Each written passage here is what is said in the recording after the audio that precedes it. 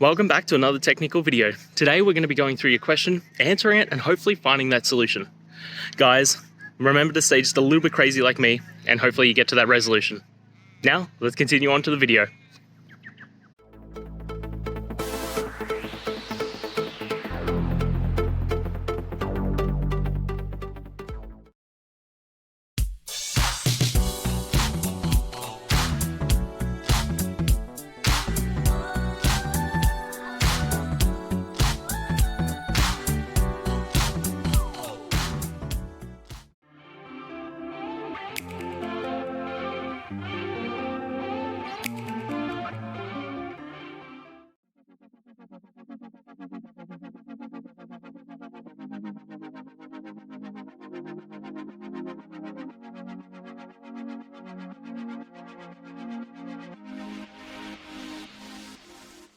I hope that's found the resolution that you're looking for and you managed to work your way through your issue.